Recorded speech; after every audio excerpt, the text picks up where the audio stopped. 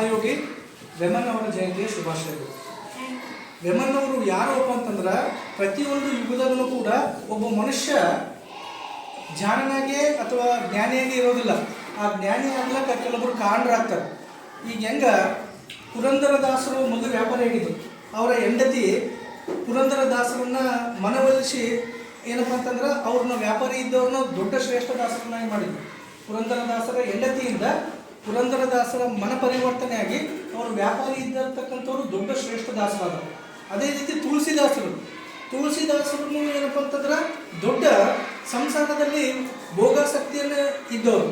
ಅವರ ಹೆಂಡತಿನೂ ಕೂಡ ಒಂದು ದಿವಸ ಹೇಳ್ತಾರೆ ಅವ್ರಿಗೆ, ನನ್ನ ಮೇಲಿನ ಮೋಹ ದೇವ್ರ ಮೇಲೆ ಇಡ್ರಿ, ದೊಡ್ಡ ಏನಪ್ಪ ಅಂದ್ರೆ ಸಾಧು ಸಂತರಾಗ್ತಿರೋಣ. ತುಳಸಿದಾಸರು ಅವರ ಹೆಂಡತಿಯಿಂದ ತುಳಸಿದಾಸರ ಮನ ಪರಿವರ್ತನೆ, ಅವ್ರನ್ನೂ ಕೂಡ ದೊಡ್ಡ ಸಾಧು ಆದರು. ತುಳಸಿದಾಸರು ಮಹಾನ್ ಸಂತರಾದರು. ಅದೇ ರೀತಿ ಇವತ್ತಿನ ಜಯಂತಿ ಇರ್ತಕ್ಕಂಥ ವೆಮನ್ ಅವರು ಅವರ ಅತ್ತಿಯಾಗಿರ್ತಕ್ಕಂತಹ ಹೇಮರೆಡ್ಡಿ ಮಲ್ಲಮ್ಮನಿಂದ ಮನ ಪರಿವರ್ತನೆಯಾಗಿ ವೆಮನ್ ಆದರು, ದೊಡ್ಡ ಮಹಾಯೋಗಿ ಆದರು, ಜ್ಞಾನಿ ಆದರು. ಅಂದ್ರೆ ಭಗವಂತ ಯಾವುದಾದ್ರೂ ಒಂದು ರೂಪದಾಗ ಎಚ್ಚರ ಮಾಡ್ತಿರ್ತಾನೆ ನಮ್ಮನ್ನು. ನಮ್ಮ ಒಳಗಡೆ ಜ್ಯೋತಿ ಆದ್ರೆ ಮಾತನ್ನು ಕೇಳಲ್ಲ ನಾವು. ಗುರುವನ್ನ ಹೊರಗಡೆ ಹುಡುಕ್ ಬೇಕೇ ಆಗಿಲ್ಲ ನಾವು, ನಮ್ಮ ಒಳಗಡೆನೇ ಗುರುವನ್ನ. ಆದ್ರೆ ಅವ್ನ ಮಾತು ಕೇಳಲ್ಲ ನಾವು. ಅವ್ನ ಮಾತನ್ನ ಏನು ಮಾಡ್ತೀವಿ, ಅಮುಕ್ತೀವಿ. ಅವ್ನು ಹೇಳ್ತಿರ್ತಾನೆ, ನಾವು ಏನೇ ಕೆಟ್ಟ ಕೆಲಸ ಮಾಡ್ಬೇಕಂದ್ರೆ ಒಳಗಿನ ಒಂದು ಮನಸ್ಸು ಆಗ್ತಿರ್ತದೆ, ಬೇಡ ಈ ಕೆಟ್ಟದಾದ ಮಾಡಬೇಡ ಅಂತಿರ್ತದೆ ಒಳಗೆ. ಆದರೆ ಅದನ್ನು ನಾವು ಕೇಳೋದು, ಅದನ್ನು ಅಮುಕ್ತೀವಿ. ಅದನ್ನೇ ಸುಮ್ಮನೆ ಏನು ಗೊತ್ತಂತ ಅದಕ್ಕೆ ಅಮುಕಿ ಬಿಡ್ತೀವಿ. ದೇವ್ರು ಮತ್ತೊಂದು ಅವಕಾಶ ಕೊಡ್ತಾನೆ ನಮಗೆ. ಯಾವುದೋ ಯಾರ್ದೋ ರೂಪದಾಗ, ಅದು ಹೆಂಡತಿ ಆಗಿರ್ಬೋದು, ಗುರುವಾಗಿರ್ಬೋದು, ಗೆಳೆಯಾಗಿರ್ಬೋದು, ಯಾರ್ದೋ ರೂಪದಾಗ ಏನಪ್ಪ ಅಂತಂದ್ರೆ ಮನ ಪರಿವರ್ತನೆ ಮಾಡಿ ಮುಂದೇನಪ್ಪ ಅಂದ್ರೆ ಅವ್ರನ್ನೇ ದೊಡ್ಡ ಯೋಗಿಗಳು ದಾಸರನ್ನಾಗಿ ಮಾಡ್ತಾರೆ. ವಾಲ್ಮೀಕಿ ಗೊತ್ತಲ್ಲ, ರಾಮಾಯಣ ಬರ್ತಿರ್ತಕ್ಕಂಥ ವಾಲ್ಮೀಕಿಗಳಿಗೆ ಮನ ಪರಿವರ್ತನೆ ಆಯಿತು. ಯಾರಿಂದ? ನಾರದನಿಂದ. ಮಹರ್ಷಿ ನಾರದರಿಂದ ಮನ ಪರಿವರ್ತನೆಯಾಗಿ ರಾಮಾಯಣವನ್ನೇ ರಚಿಸಿದರು. ಅಂತಹ ಒಬ್ಬ ಮಹಾನ್ ಯೋಗಿ ಇವತ್ತಿನ ಜಯಂತಿ ಯೋಗಿ ಯಾರಪ್ಪ ಅಂದ್ರೆ ವೆಮನ್ ಅವರು ಹುಟ್ಟಿದ್ದು ಆಂಧ್ರ ಪ್ರದೇಶದ ಮೂಗುಚಿಂತಂಪಲ್ಲಿ, ಈಗಿನ ಚಿತ್ತೂರು ಡಿಸ್ಟಿಕ್ ಆಂಧ್ರದಾಗ. ಅವ್ರದ್ದು ಜನನ ಸ್ವಲ್ಪ ಅದೇ ಇತಿಹಾಸ ಆಗಿರೋದ್ರಿಂದ ಗೊಂದಲ ಆದ. 14ನೇ ಶತಮಾನದಿಂದ 17ನೇ ಶತಮಾನದ ಇನ್ಬಿಟ್ವಿಂದ ಜನಿಸಿದ್ರು ಅವರು ಅಂತ ಹೇಳ್ತಾರೆ. ಅವರ ತಂದೆ ಏನಪ್ಪ ಅಂತಂದ್ರೆ ಆಗಿನ ಕಾಲದ ರಾಜರುಗಳು ಏನು ಅವರು ಒಕ್ಕಲ್ತನ ಮನೆತನ ಅಂದ್ರೆ ಕೃಷಿ ಮಾಡ್ತಕ್ಕಂಥ ಒಂದು ಮನೆತನದವರು ವ್ಯಾಪಾರನೂ ಮಾಡ್ತಿದ್ರು ಮತ್ತು ರಾಜಾಡಳಿತನೂ ಮಾಡ್ತಿದ್ರು. ಅವ್ರ ಅಣ್ಣ ಏನು ರಾಜರಲ್ಲಿ ಮೇಲ್ವಿಚಾರಕರಾಗಿದ್ದ, ರಾಜರ ಒಂದು ಕೇಂದ್ರದ ಮೇಲ್ವಿಚಾರಕ ಅವ್ರ ಅಣ್ಣ. ಇವರ ತಂದೆ ತಾಯಿಗಳಿಗೆ 4 ಮಂದಿ ಮಕ್ಕಳು, 5 ಮಂದಿ ಮಕ್ಕಳು, ಇವರು 4ನೇದವರು. ಯಾರು? ವೆಮನ್ ಅವರು. ತಂದೆ ವೇಮರೆಡ್ಡಿ, ತಾಯಿ ಮಲ್ಲಾಂಬಿಕಾ, ತಾಯಿ ಮಲ್ಲಮ್ಮ ಅಂತಲೂ ಕರಿಬೋದು. ತಂದೆ ವೇಮರೆಡ್ಡಿ, ತಾಯಿ ಮಲ್ಲಮ್ಮ, 5 ಜನ ಮಕ್ಕಳು. ವೆಮನ್ ಅವರು 4ನೇದವರು. ವೆಮನ್ ಸಣ್ಣವರಿಗಿಂತನೂ ಕೂಡ ಏನಪ್ಪ ಅಂತಂದ್ರೆ ತಂದೆ ತಾಯಿ ಮನೆಯವರೆಲ್ಲ ಸ್ವಲ್ಪ ಅನಾದರಕ್ಕೂ ಉಂಟಾಗಿ ದುಶ್ಚಟಗಳಿಗೆ ದಾಸಾಗಿ ಬಿಡ್ತಾರೆ ವೆಮನ್ ಅವರು. ಅಂದ್ರೆ ಹೊರಗಡೆನೆ ಬದುಕೆಲ್ಲ ಹೊರಗಡೆ ಇರೋದು, ದುಶ್ಚಟ ಕಲಿಯೋದು, ಕೆಟ್ಟವ್ರು ದೋಸ್ತಿ ಮಾಡೋದು, ಕೆಟ್ಟ ಮಾತಾಡೋದು. ಮತ್ತು ಲಾಸ್ಟಿಗೆ ಏನಪ್ಪ ಅಂತಂದ್ರೆ ಒಬ್ಬ ವೈಶ್ಯ ಸಹವಾಸ ಮಾಡ್ತಾರೆ. ವೈಶ್ಯ ಅಂದ್ರೆ ಗೊತ್ತಲ್ಲ, ಕೆಟ್ಟ ಹೆಣ್ಮಕ್ಳು. ಕೆಲವೊಬ್ಬರು ಹೆಣ್ಮಕ್ಳು ಇರ್ತಾರೆ ಸಮಾಜದಲ್ಲಿ. ಹೆಂಗಪ್ಪ ಅಂತಂದ್ರೆ ಅವರು ದುಡ್ಡಿಗಾಗಿ ಕೆಟ್ಟ ಕೆಲಸವನ್ನು ಮಾಡ್ತಕ್ಕಂಥ ಒಂದು ಹೆಣ್ಣು, ಆಕೆಯ ಸಹವಾಸ ಮಾಡ್ತಾರೆ. ಯಾರು? ವೆಮನ್ ಮಾಡಿ ಇಡೀ ಆಸ್ತಿ ತಮ್ಮ ಮನೆ ಬಳಿ ಇರ್ತಕ್ಕಂಥ ಎಲ್ಲ ಒಯ್ದು ಅಕ್ಕಿ ಕೊಡೋದು ಆಕಿನ ಸಂಘದಾಗಿರೋದು. ಮನೆಗಿರ್ತಕ್ಕಂಥ ಎಲ್ಲ ದವಸ ಧಾನ್ಯ ಮುತ್ತು ರತ್ನ ಎಲ್ಲ ಒಯ್ದು ಕೊಡೋದು ಆಕಿ. ಮತ್ತು ಅವ್ರ ಕೆಲಸ ಅದೇಲ್ಲ, ದುಡ್ಡು ತಗೋದು, ಕೆಟ್ಟ ಕೆಲಸ ಮಾಡೋದು. ಆಕೆ ದಾಸಾಗಿ ಬಿಡ್ತಾರೆ. ಯಾರು? ವೆಮನ್ ಅವರು. ಲಾಸ್ಟಿಗೆ ಏನಾಗ್ತದೆ, ಅವ್ರ ಅಣ್ಣ ಮದುವೆ ಆಗ್ತದೆ. ಮದುವೆ ಆಗೋಣ ಅತ್ತಿಗೆ ಮನೆಗೆ ಬರ್ತಾರೆ. ಅವರೇ ಹೇಮರೆಡ್ಡಿ ಮಲ್ಲಮ್ಮ. ಹೇಮರೆಡ್ಡಿ ಮಲ್ಲಮ್ಮನ ಅಕ್ಕಿನ ಬಲಿನೂ ಒಂದು ಮೂಗಿನ ಮುತ್ತಿರ್ತದೆ. ಅದನ್ನು ಅಕ್ಕಿ ನೋಡ್ತಾಳೆ, ಆ ಕೆಟ್ಟ ಹೆಣ್ಮಗಳು ವೈಶ್ಯ ಅಂತ ಹೇಳಿದ್ನಲ್ಲ. ಅಕ್ಕಿ ನೋಡಿ ಈತಿಗೆ ಹೇಳ್ತಾಳೆ ವೆಮನ್ಗ, ನಿಮ್ಮ ಅತ್ತಿ ಬಲಿ ಮೂಗಿನ ಒಂದು ಮುತ್ತಾದ, ಆ ಮುತ್ತು ಬೇಕು ನನಗೆ, ಅದು ಆ ಮುತ್ತು ಭಾಳ ವಿಷ ನನಗೆ, ಅದು ತಂದು ಕೊಡು ನೀನು ಅಂತ ಈ ಕೆಟ್ಟ ಎಣ್ಣೆ ಹೇಳ್ತಾಳೆ. ಯಾರಿಗೆ? ವೆಮನ್ ಅವರಿಗೆ. ವೆಮನ್ ಏನು ಮಾಡ್ತಾರಪ್ಪ ಅಂತಂದ್ರೆ ಬಂದು ಅತ್ತಿಗೆ ಬಲಿ ಕೇಳ್ತಾರೆ. ಅತ್ತಿಗೆ ಈಗ ಅಕ್ಕಿ ನಿನ್ನ ಮೂಗಿನಾಗಿರ್ತಕ್ಕಂಥ ಮುತ್ತು ಕೇಳಕತ್ತಾಳ, ಕೊಡು ನೀನು ಅಂತ ಕೇಳ್ತಾರೆ. ಹೇಮರೆಡ್ಡಿ ಮಲ್ಲಮ್ಮ ಏನಂತಾಳ, ಆಯ್ತು ಕೊಡ್ತೀನಿ, ಆದ್ರೆ ನಂದೊಂದು ಕಂಡೀಷನ್. ಏನು ಕಂಡೀಷನ್ ಅಪ್ಪ ಅಂತಂದ್ರೆ, ನೀನು ಆಕೆ ಮನೆಗೆ ಹೋಗ್ತಲ್ಲ, ಹೋಗಿ ಕಂಡೀಷನ್ ಏನಪ್ಪ ಅಂತಂದ್ರೆ, ನೀನು ಕುಂತಿರ್ತಲ್ಲ ನಿನ್ನ ಮಂಚದ ಸುತ್ತ ಆಕೆ 3 ರೌಂಡು ನಗ್ನವಾಗಿ ಸುತ್ತಬೇಕು. ದಟ್ ಮೀನ್ಸ್ ಬೆತ್ತಲೆ. ಆ ಹೆಣ್ಣು ಆ ಮಂಚದ ಸುತ್ತ 3 ರೌಂಡ್ ಬತ್ತಲೆಗೆ ಸುತ್ತಿ ಬಂದು ನಿಲ್ಲಬೇಕು.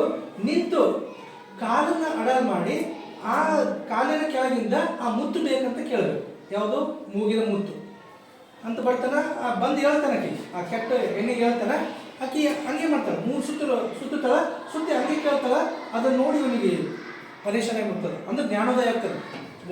ಏನಪ್ಪ ಎಷ್ಟು ಕೆಟ್ಟ ಕೆಲಸ ಮಾಡಕತ್ತೀನಿ ನಾನು ಬಂದಿರೋದು ಅದಕ್ಕೆ ಭೂಮಿಗೆ, ಇಲ್ಲಿ ಏನಿದೆ ಎಂಥ ಕೆಟ್ಟ ಕೆಲಸ ಮಾಡಕತ್ತೀನಿ ಅಂತ ಅವತ್ತೇ ಜ್ಞಾನೋದಯ ಆಗಿ ಆತನು ಕೂಡ ಎಲ್ಲ ತನ್ನ ಬಟ್ಟೆಗಳನ್ನು, ಬರುವಾಗ ಯಾವುದು ಬಟ್ಟೆ ಇಲ್ಲ, ಊಟತ್ತಿಗೆ ಯಾರನ್ನ ಬಟ್ಟೆ ಉಟ್ಕೊಂಡು ಹೋಗ್ತಾರ ಏನ ಇಲ್ಲ ಅಂತೇಳಿ ಇಡೀ ಬಟ್ಟೆನೇ ಬೇಡ ಅಂತೇಳಿ ಬಟ್ಟೆ ಬಿಟ್ಟು ನಗ್ನ ಸನ್ಯಾಸಿ ಆಗ್ತಾರೆ. ನಗ್ನ ಅಂದ್ರೆ ಬೆತ್ತಲೆನೇ ಅವರು ಪೂರ್ತಿ ನಗ್ನ ಸನ್ಯಾಸಿಯಾಗಿ ಅವುಗಳಿಂದ ಸಾಧು ಆಗ್ತಾರೆ, ಸಂತರಾಗ್ತಾರೆ, ಮಹಾನ್ ಯೋಗಿ ಆಗ್ತಾರೆ. ಆ ತನ್ನ ಮನ ಪರಿವರ್ತನೆ ಮಾಡಿದ್ದು ಅವರ ಅತ್ತಿಯಾಗಿರ್ತಕ್ಕಂಥ ಹೇಮರೆಡ್ಡಿ ಮಲ್ಲಮ್ಮ. ಹೇಮರೆಡ್ಡಿ ಮಲ್ಲಮ್ಮನ ಕಂಡೀಷನ್ ಆಗ್ತದಲ್ಲ, 3 ರೌಂಡ್ ಮಂಚ ಸುತ್ತಿ ಆ ಮುತ್ತನ್ನ ಕೊಡ ಅಂತ ಹೇಳ್ಬೇಕು, ನೀ ಅವ ಕೊಡ ಅಂತ ಕಾರಣ ಆಕೆ ಆ ನಗ್ನ ಚಿತ್ರವನ್ನು ನೋಡಿ ಆ ಹೆಣ್ಮಗಳದು ಇವನಿಗೆ ಮನಸ್ಸು ಪರಿವರ್ತನೆ ಆಗ್ತದೆ. ಎಂಥ ಕೆಟ್ಟ ಕೆಲಸ ಮಾಡಕತ್ತೀನಿ, ನಾವು ಬಂದಿರೋದೇ ಅಲ್ಲಿಂದ, ಮತ್ತೆ ಅದಕ್ಕಾಗಿ ಇಷ್ಟು ನಾನು ಬಡದಾಡಕತ್ತೀನಲ್ಲ, ಏನಾದ್ರೂ ಸಮಾಜಕ್ಕೆ ನಾನು ಕೊಡಬೇಕು ಅಂತೇಳಿ ಜ್ಞಾನೋದಯ ಆಗಿ ಯೋಗಿಯಾಗಿ ಮನೆ ಬಿಟ್ಟು ಏನಪ್ಪ ಅಂತಂದ್ರೆ ಎಲ್ಲ ಊರುಗಳಿಗೆ ಹೋಗ್ತಾರೆ, ತಮ್ಮ ಜ್ಞಾನವನ್ನು ಪ್ರಚಾರ ಮಾಡ್ತಾರೆ, ತಪಸ್ಸು ಮಾಡ್ತಾರೆ, ಸಾಧನೆಗಳನ್ನು ಸಿದ್ಧಿಗಳನ್ನು ಸಾಧಿಸ್ಕೊಳ್ತಾರ. ಅವರು ನಮ್ಮ ಯಾರು ಸರ್ವಜ್ಞ ತ್ರಿಪದಿಗಳು ಬರೀತಾರೆ ಗೊತ್ತದಲ್ಲ, 3 ಸಾಲಿನ ಪದಗಳನ್ನು ಸರ್ವಜ್ಞ ಬರೀತಾರೆ. ವೆಮನವರು 4 ಸಾಲಿನ ಪದ್ಯಗಳನ್ನು ಬರೀತಿದ್ರು. 4 ಸರ್ವಜ್ಞನ 3 ಸಾಲುಗಳು, ಇವರು 4 ಸಾಲದಾಗ ಒಂದು ಬಹಳ ದೊಡ್ಡದಾಗಿರ್ತಕ್ಕಂಥ ಅರ್ಥವುಳ್ಳದನ್ನು ಹೇಳ್ತಿದ್ದಾರೆ. ಅದಕ್ಕೆ ಕಿರಿಯದರಲ್ಲಿ ಹಿರಿಯದೇಳು ಅಂತ, ಅಂದ್ರೆ ಸಣ್ಣದರಿಗೆ ದೊಡ್ಡದು ಹೇಳಬೇಕು. 4 ಲೈನ್ಗಳು, ಲಾಸ್ಟ್ ಲೈನ್ ಅಂತ ಅವ್ರದ್ದು ಹೇಳ್ತಿತ್ತು. ಏನು? ವಿಶ್ವಾಭಿರಾಮ ಕೇಳು ವ್ಯಮ, ಅದಂತರ ಅವ್ರದ್ದು ಫಿಕ್ಸ್ ಲೈನ್ 4ನೇ. ಇನ್ನು 3ನೇ ಲೈನ್ದಾಗ ಇಡೀ ಒಂದು ದೊಡ್ಡ ವಿಷಯವನ್ನು ಹೇಳ್ತಿದ್ರು. ಜೀವನದ ಬಗ್ಗೆ, ದೇವರ ಬಗ್ಗೆ, ವೈರಾಗ್ಯದ ಬಗ್ಗೆ, ಒಳ್ಳೆಯ ಮಾತುಗಳ ಬಗ್ಗೆ, ಮನುಷ್ಯ ನಡತೆಯ ಬಗ್ಗೆ ಆ 3 ಲೈನ್ದಾಗ ಹೇಳೋರು. 4ನೇ ಲೈನ್ದಾಗ ಹತ್ರ ಅವ್ರ ಹೆಸರು ಬರ್ತಿತ್ತು, ಏನಂತ? ವಿಶ್ವಾಭಿರಾಮ ಕೇಳು ವ್ಯಮ ಅಂತ. 3ನೇ ಲೈನ್ದಾಗ ಇಡೀ ಮನುಷ್ಯನ ಜೀವನಕ್ಕೆ ಬೇಕಾಗಿರ್ತಕ್ಕಂಥ ಎಲ್ಲ ಮೌಲ್ಯಗಳನ್ನು ಹೇಳ್ತಿದ್ರು. ಅವ್ರದ್ದು ಪದ್ಯಗಳು ಹೆಂಗಿದ್ವಪ್ಪ ಅಂತಂದ್ರೆ ಆಡು ಭಾಷೆಯಲ್ಲಿದ್ದು ಯಾರು ಬೇಕಾದ್ರೂ ಆಡ್ಬೋದು. ಅವರು ಹಿಂಗ ಪಂಡಿತರು ಬರ್ದಂಗೆ ಬರಿತಿದ್ದಿಲ್ಲ. ಸಂಸ್ಕೃತದಾಗ, ಹಳೆಗನ್ನಡದಾಗ ಪೂರ್ತಿ ಹಳೆದರ ಪ್ರಾಚೀನದಾಗ ಬರ್ತಿದ್ದಿಲ್ಲ. 4 ಮಂದಿ ಅವ್ರ ಪದಗಳನ್ನು ಆರಾಮ್ಸೆ ಹೇಳ್ಬೋದು. ಅಷ್ಟು ಈಸಿ ಏನಪ್ಪ ಅಂದ್ರೆ ಹೇಳೋರು, ಅಷ್ಟು ಈಸಿ ಬರೆಯೋರು. ಹಿಂಗಾಗಿ ಜನಸಾಮಾನ್ಯರೆಲ್ಲ ಅವ್ರ ಪದಗಳನ್ನು ಆಡಿ ಅದು ಅವರು ಏನಂತಿದ್ರು ವ್ಯಮನವರಿಗಪ್ಪ ಅಂತಂದ್ರೆ ವೇದಾತೀತನು ವ್ಯಮನು. ವೇದಾತೀತನಂದ್ರೆ ವೇದಗಳೇನು ಮೀರಿದವನು. ವ್ಯಮನ್ ಹೇಳಿರುವ ಮಾತುಗಳೆಲ್ಲ ವೇದಗಳು. ಆತ ಏನು ಮಾತು ಹೇಳ್ತಾನಲ್ಲ ಅವೆಲ್ಲ ವೇದಕ್ಕೆ ಸಮಾನ ಅಂತ, ಅಂದ್ರೆ ಅಂಥ ಒಳ್ಳೆ ಮಾತುಗಳಂತ ಜನ ನಂಬಿದರು. ಅಷ್ಟು ಚಂದ ಪದಗಳನ್ನು ಬರೆಯುತ್ತಾ ಅಷ್ಟು ಚಂದ ಪದಗಳನ್ನು ಹೇಳೋರು. ಊರೂರಿಗೆ ಹೋಗೋದು, ಹಳ್ಳಿಯರಿಗೆ ಹೋಗೋದು, ಜನಗಳಿಗೆ ಪ್ರವಚನಗಳನ್ನು ಕೊಡೋದು, ಅವರಲ್ಲಿರ್ತಕ್ಕಂಥ ಮೌಢ್ಯತೆಗಳನ್ನು ಅಳಿಸಿ ಹಾಕೋದು, ಎಲ್ಲರಿಗೂ ಬೋಧನೆ ಮಾಡೋದು. ಅವ್ರು ಹೇಳೋದು ಒಂದೇ, ಧರ್ಮ ಎಂದರೆ ಏನು ಅವ್ರ ಪ್ರಕಾರ. ಅವ್ರು ಹೇಳ್ತಾರೆ ಧರ್ಮ ಅಂದರೆ ಏನೂ ಅಲ್ಲ, ಒಳ್ಳೆಯದನ್ನು ಮಾಡೋದು, ಒಳ್ಳೆಯವರಾಗಿರೋದು. ಅದನ್ನೇ ಇಂಗ್ಲೀಷ್ದಾಗ ನಾವೇನು ಹೇಳ್ತೀವಿ? Be good do good. ಧರ್ಮ ಅಂದರೆ ಈಗ ಮತ್ತೇನಿಲ್ಲ. ನಾವೀಗ ಜಗಳಾಡ್ತೀವಿ, ಜಾತಿ ತಾರತಮ್ಯ ಮಾಡ್ತೀವಿ, ಈಗೆಲ್ಲ ನಡೆದವು. ಆದರೆ ಅವರು ಜಾತ್ಯತೀತವಾಗಿದ್ದರು, ಧರ್ಮಾತೀತವಾಗಿದ್ದರು. ಅವ್ರಿಗೆ ಯಾವುದೂ ಒಂದೇ ಧರ್ಮ. ಅವ್ರು ಹೇಳ್ತಿದ್ರು ದೇವನೊಬ್ಬ ನಾಮನಲ್ಲವರು. ಧ್ವಜವನ್ನು ಏರಿಸಿ ಹೇಳ್ರಿ ದೇವನು ಒಬ್ಬನೇ. ನಾವು ಅದು ಬೇರೆ ಬೇರೆ ಹೆಸರು ಅಂತೀವಿ ಅಷ್ಟೇ. ಒಬ್ಬರು ಕೃಷ್ಣ ಅಂತೀವಿ, ಒಬ್ಬರು ಕ್ರಿಸ್ತ ಅಂತಾರೆ, ಒಬ್ಬರು ಅಲ್ಲ ಅಂತಾರೆ, ಒಬ್ಬನೇ ಅಂತ ಅದಕ್ಕೆ ಬೇರೆ ಬೇರೆ ಹೆಸರು ಕೊಟ್ಟು ಜಗಳ ಆಡಕತ್ತೀವಿ ನಾವು. ಇದನ್ನು ಮೀರಿ ನಿಂದಿರಲಿ ಅಂತ ಹೇಳಿದವ್ರು ಯಾರಪ್ಪ ಅಂತಂದ್ರೆ ವೆಮನವರು. ಅವರು ಒಂದು ಪ್ರದೇಶದಲ್ಲಿ ಹುಟ್ಟಿರ್ಬೋದು, ಆದರೆ ಅವ್ರ ಪ್ರದೇಶವನ್ನು ಮೀರಿದವರು, ಜಾತಿಯನ್ನು ಮೀರಿದವರು, ಧರ್ಮವನ್ನು ಮೀರಿದವರು. ಇಷ್ಟನ್ನೆಲ್ಲ ಮೀರಿ ಜನಗಳಲ್ಲಿ ಜ್ಞಾನವನ್ನು ಬಿತ್ತಿಗೆ ಹೋಗಿರ್ತಕ್ಕಂಥ ಶ್ರೇಷ್ಠ ಯೋಗಿಗಳು ಯಾರಪ್ಪ ಅಂತಂದ್ರೆ ವೆಮನ್. ಅವರು ಕವಿಗಳಿಗಿಂತ ಯೋಗಿನೇ. ಅವರು ತಪಸ್ಸು ಮಾಡುವುದು, ಊರೂರು ಅಳೆಯೋದು, ಊರೂರಿಗೆ ಹೋಗೋದು, ಜನಗಳಲ್ಲಿ ಏನಪ್ಪ ಅಂದ್ರೆ ಪ್ರವಚನವನ್ನು ಕೊಡೋದು, ಈ ರೀತಿ ಪೂರ್ತಿ ಜೀವನವನ್ನು ಮಾಡಿದರು. ಒಂದು ಕಡೆಗೆ ಹೇಳ್ತಾರೆ, ಒಂದು ಅವ್ರದ್ದು ಪದ್ಯ ಹೇಳಿದ್ನಲ್ಲ, ಒಂದು ನೋಡೋಣ. ಊರ ಜನರನ್ನೆಲ್ಲ ಕರೆಸಿ, ನೋಡ್ರಿ ಅಷ್ಟು ಹೇಳ್ತಾರೆ. ಊರ ಜನರನ್ನೆಲ್ಲ ಕರೆಸಿ ಅವರಲ್ಲಿರ್ತಕ್ಕಂಥ ಕುಲವನ್ನು ಅಳಿಸಿ, ಊರ ಜನರನ್ನೆಲ್ಲ ಕರೆಸಿ ಕುಲವನ್ನು ಅಳಿಸಿ, ಕುಲವನ್ನು ತೆಗೆದಾಕರಿ, ಸ್ನೇಹವನ್ನು ಬೆಳೆಸಿ, ಊರ ಜನರನ್ನೆಲ್ಲ ಕರೆಸಿ, ಕುಲವನ್ನಳಿಸಿ, ಸ್ನೇಹವನ್ನು ಬೆಳೆಸಿ, ತಲೆಯ ಮೇಲೆ ಕೈಯನ್ನಿಟ್ಟು ಉಣಬಡಿಸಿರಿ.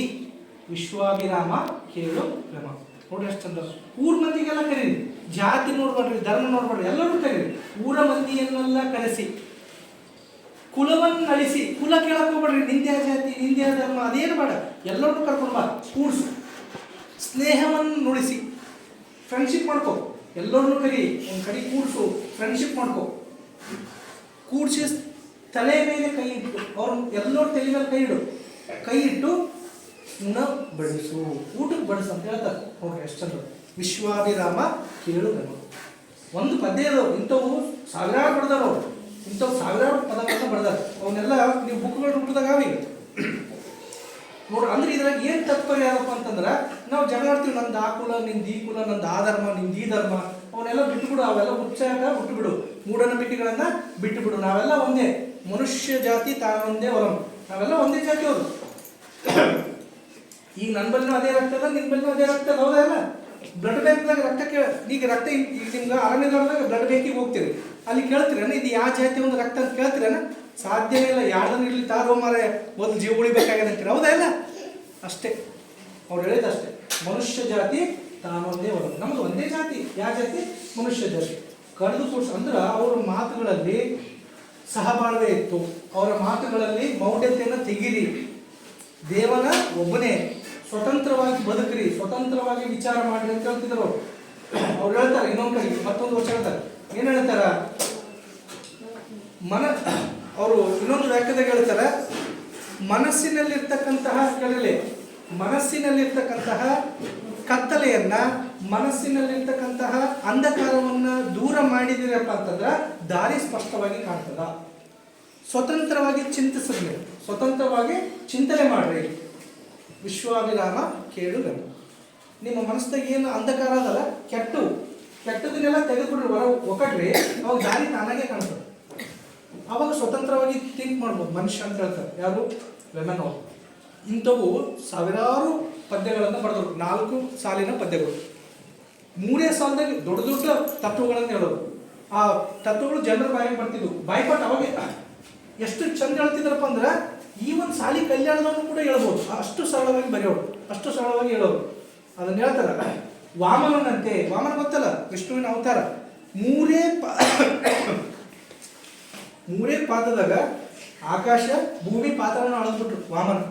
ಹಂಗೆ ಇವರು 3 ಲೈನ್ದಾಗ ಸ್ನೇಹ ತಗೋ, ಏನೇ ತಗೋ, 3 ಲೈನ್ದಾಗ ಕಲಾಸ್. ನಾವು ದೊಡ್ಡ ದೊಡ್ಡ ಗ್ರಂಥಗಳು ಓದೋ ಜಗತ್ತೇ ಇಲ್ಲ ಇವ್ರ ಪದ್ಯಗಳನ್ನು ಓದಿದ್ರು. ಪುಸ್ತಕಗಳು ಸಿಗ್ತವೆ. ಇವ್ರು ಬರೆದಿದ್ದು ಆಂಧ್ರದ ಭಾಷೆಯಲ್ಲಿ, ಇವ್ರು ಇದ್ದಿದ್ದು ಆಂಧ್ರ.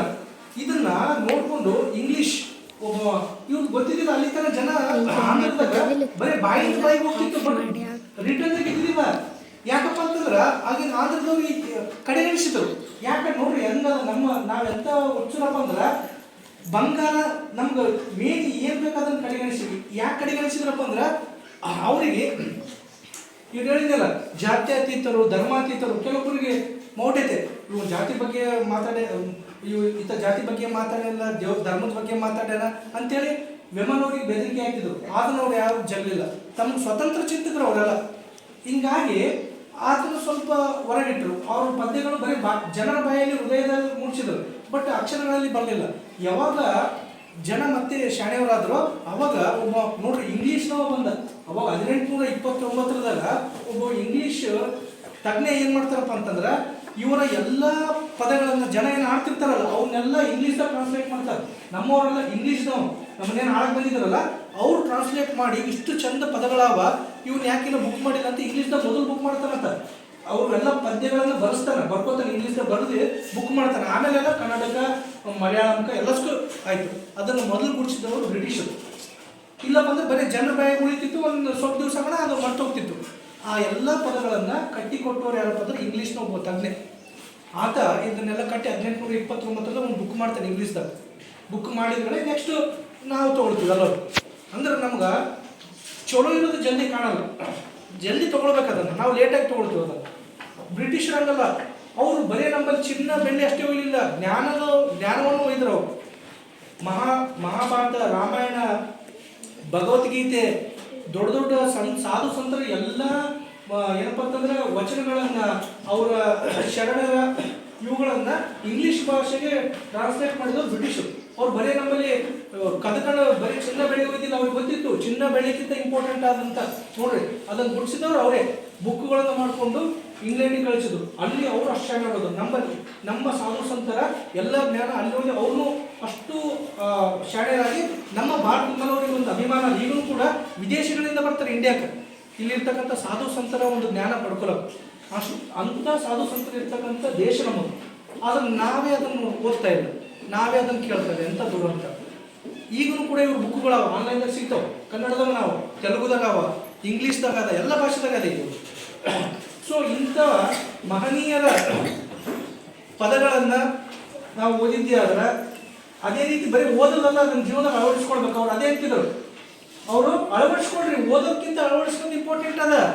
ನೀನು ಒಂದು ಪದ್ಯ ಓದಿದೆ, ಬೈಪಾಟ್ ಮಾಡಿದೆ, ಹೇಳಿದೆ, ಅದು ಇಂಪಾರ್ಟೆಂಟ್ ಅಲ್ಲ.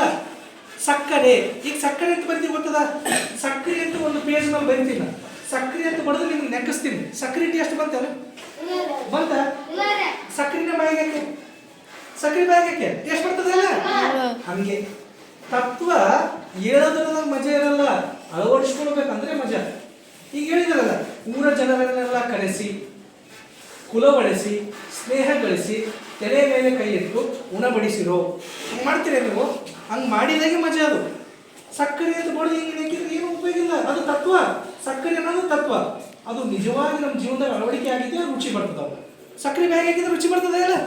ಅದು ಪೇಪರ್ ಮೇಲೆ ಬಡ್ದು ನೆಕ್ಕರೆ ಅಂತ ಬರ್ತದೆ ಸಾಧ್ಯ. ತತ್ವ ಯಾವಾಗಲೂ ಜೀವನದಾಗ ಅಳವಡಿಕೆ ಆಗಬೇಕು, ಬರೀ ಬಾಯಾಗಲ್ಲ. ಬರೀ ಭಾಷಣದಾಗ ಬಾಯಾಗಿದ್ದ ತತ್ವಕ್ಕೆ ಏನು ಬೆಲೆ ಇಲ್ಲ. ಅದು ಎಲ್ಲಿ ಅಳವಡಿಕೆ ಆಗಬೇಕು? ಜೀವನದಲ್ಲಿ ಅಳವಡಿಕೆ ಆದರೆ ಅದಕ್ಕೊಂದು ಏನಪ್ಪ ಅಂದ್ರೆ ಬೆಲೆ ಬರ್ತದೆ. ಹಂಗೆ ಬದುಕಿದ್ರು ಯಾರು? ವೆಮನೋ. ಒಬ್ಬ ಮಹಿಳೆ ಹೇಮರೆಡ್ಡಿ ಮಲ್ಲಮ್ಮನಿಂದ ಮನ ಪರಿವರ್ತನೆಯಾಗಿ ಜಗತ್ತಿನಲ್ಲಿ ಅವ್ರು ಬದುಕಿರ್ತಕ್ಕಂಥ ದಿನಗಳವರೆಗೂ ಆ ಎಲ್ಲ ಕೊಂಡಂಪಲ್ಲಿಯ ಸುತ್ತಮುತ್ತ ಊರುಗಳಲ್ಲಿ ತಮ್ಮ 70 ವರ್ಷ ಮಿನಿಮಮ್ ಬದುಕಿದ್ರು. ಅಲ್ಲೆಲ್ಲ ಓಡಾಡಿ ಜನರನ್ನು ಮೌಢ್ಯತೆಯಿಂದ ಪಾರು ಮಾಡಿ ಅವರಿಗೆ ಒಳ್ಳೆಯವರನ್ನಾಗಿ ಮಾಡಿ ಪ್ರವಚನವನ್ನು ಕೊಟ್ಟು ಸಾವಿರಾರು ಪದಗಳನ್ನು ಜನರ ನಾಲಿಗೆ ಮೇಲೆ ಬರಂಗ್ ಮಾಡಿದರು. ಯಾಕಂದರೆ ಅವ್ರು ಬರೆದ ಭಾಷೆ ಅಷ್ಟು ಸರಳ. ಹಿಂಗೆಲ್ಲ ಮಾಡಿ ಏನಪ್ಪ ಅಂತಂದ್ರೆ ಅವರು ಸಾಹಿತ್ಯ ಲೋಕಕ್ಕೆ ಒಂದು ದೊಡ್ಡ ಕೊಡುಗೆ ಕೊಟ್ಟರು. ನಮ್ಮಲ್ಲೆಂಗ ಸರ್ವಜ್ಞರಲ್ಲ, ಸರ್ವಜ್ಞನ ತ್ರಿಪದಿಗಳು ಸಾವಿರಾರು, 2000, 3000 ಅವು. ಹಂಗೆ ಇವರು ಕೂಡ ಸಾವಿರಾರು ಚೌಪದಿಗಳು. ಚೌಪದಿ ಅಂದರೆ ಅಷ್ಟು 4,000 ಪದ್ಯಗಳು ಅವುಗಳನ್ನು ಬರೆದಿಟ್ಟಾರೆ. ಅವುಗಳನ್ನೆಲ್ಲ ನಾವು ಜೀವನದಾಗ ಅಳವಡಿಸಿಕೊಂಡಿದ್ದೇ ಆದರೆ ಇಂಥ ಮಹಾತ್ಮರ ಜಯಂತಿಗೆ ಏನಪ್ಪ ಅಂದ್ರೆ ಒಂದು ಅರ್ಥ ಬರ್ತದೆ ಅಂತ ಹೇಳ್ತಾ ಮತ್ತೊಮ್ಮೆ ತಮ್ಮೆಲ್ಲರಿಗೂ ಕೂಡ ವೆಮನ್ ಅವರ ಜಯಂತಿಯ ಶುಭಾಶಯಗಳು.